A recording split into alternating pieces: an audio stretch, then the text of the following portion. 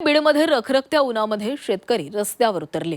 जायकवाडीतील पाणी सिंदफणा नदीमध्ये सोडण्याची मागणी या दरम्यान करण्यात आली। बैलगाडी ट्रॅक्टर घेऊन शेतकरी जिल्हाधिकारी कार्यालयावर धडकले। गेवराई तालुक्यातील 140 गावांचा पाण्यासाठी लढा सुरू आहे। हे 140 गावं पाण्यासाठी लढा देताना दिसतात। रणरणत्या उन्हात हे शेतकरी रस्त्यावर उतरलेले होते। हक्काच्या पाण्यासाठी शेतकऱ्यांनी हा लढा उभा केला।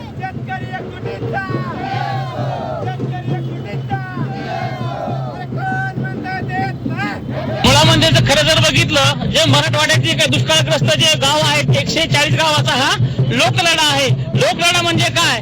जायकवाडी धरणातलं पाणी 138 क्युसेस पाणी 64 क्युसेस पाणी जे विसर्ग होता पश्चिम महाराष्ट्रामध्ये ते आमच्या हक्काचं पाणी आमच्या सिंदफणा नदीमध्ये सोडावं याच्यासाठी आमच्या 140 गावाचा हा लोकलढा आहे।